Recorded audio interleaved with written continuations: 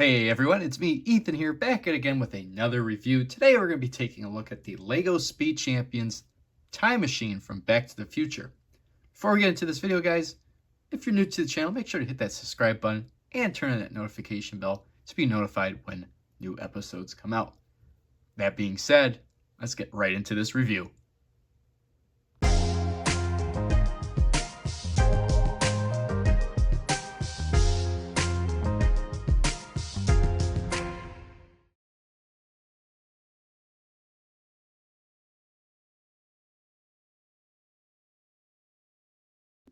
Starting things off here, of course, we have the two minifigures that come in the set, being Doc and Marty, which is awesome that LEGO included both of them, because, I mean, again, if you include one of them but not the other one, it doesn't work out that way. They're a duo. You need both of them.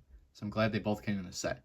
Anyway, firstly, we'll take a look here at Doc. He looks really good. I do like the new printing that they gave him, especially with the amount of detail it has, from where he's got like an extra pen to he's got a belt that now runs from the front of the torso to the back of the torso, as well as like this cord that leads to his stopwatch. And then on the back, obviously on the hazmat suit, he has a radiation symbol that looks really cool. Now for his face prints, you can see he's got this more of this happy face going on, and then on the back he's kind of got this like more of a scared face, as well as he's got a scar or a bandage where he hit his head, I'm assuming back from Easter egg being when he hit it on the toilet and then thought of the flux capacitor, which I thought was really cool. Obviously, he's got the newer style hairpiece that LEGO's been giving Doc now for quite some time. And to me, it looks fantastic. That screams Doc Brown to me, especially with that hair. That's just Doc Brown's hair right there. Now, moving on to Marty, as you can see, he looks really good. This time around, LEGO's actually gone out of the way and included a removable life preserver as his puffer jacket, which looks really, really cool. And you can obviously take it off, and underneath he's got a nice printed torso piece, that of him wearing his jean jacket, which looks really, really nice. On the torso, as you can see, he's got some pins going on the left side of his torso, with being like a guitar and then like a rounded pin, which looks really, really cool. Then on the back here, you can obviously see we've got some more continuation of the jean jacket, this time just with some stitching, as well as some like different coloration in the jean jacket, just to give it variety, which looks really nice. And obviously he's got dark blue arms. And then for the pants, he just has just a lighter blue color for his jeans, and that looks really good. And for the face print here, we got the newer style that not everyone's a big fan of. I'm not a big fan of it. Kind of don't like that they gave him those like cheekbones. I kind of wish they would get rid of those. At front here, you can see he's got a more of like a happy face, and then on the back side, he's got a scare face. And then, of course, again, he's got the same hairpiece that Marty's been given throughout his entire life as a LEGO minifigure, but this time just being a lighter shade of brown.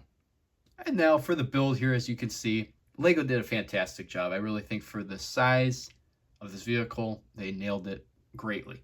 It looks just like a Delorean, even down to where they just had it where they tweaked the wheels, or the back wheels sit higher than the front wheels, which again gives it that nice stance look of how the actual car is, with how it slopes kind of forward.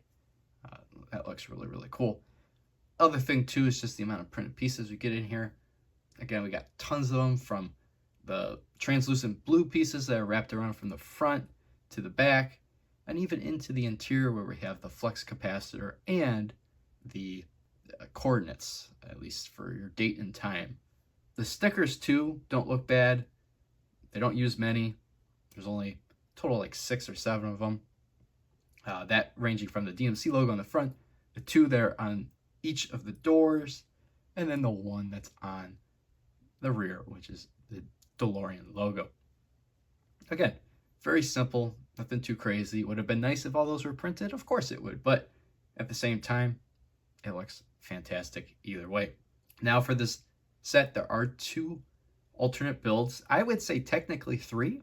And the reason I say this is because, again, you can take the fishing rod off if you don't want it, and that's just kind of like what I do. I don't really like it on there.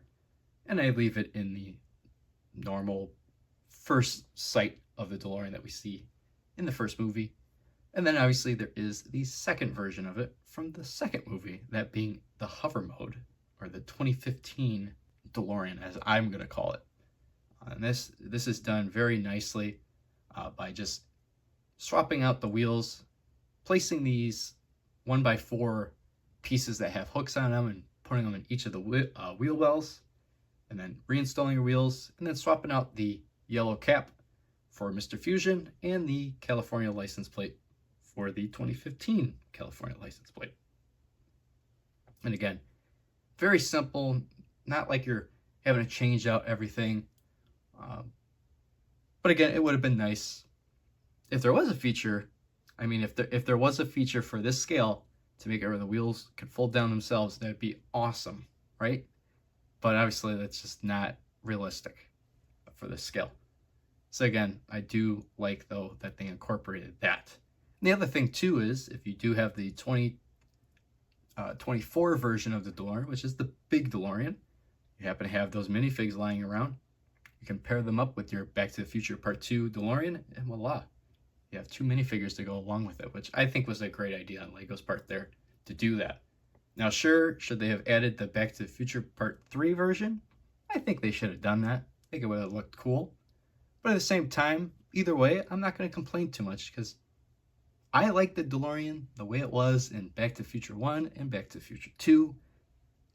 I don't really like it in Back to the Future 3. Well, guys, that wraps up today's video of the Lego Speed Champions time machine from Back to the Future. Again, this was a fun little build, especially with just the features of where you can switch it from either the Part 1 version of DeLorean or the Part 2 version of it. And again, I really do like that feature of the hover mode for it, where you just simply remove the wheels and put in a few other parts, and voila, you're all set there. It looks absolutely fantastic. My only gripe I have with it, though, is that since they did the hover mode, I wish they would have added a couple like clear 2x2 bricks, or the rounded 2x2 bricks, just so you can, you know, demonstrate that it's supposed to be floating rather than just have it where it just sits on your desk, or like in my case, it just sits flat.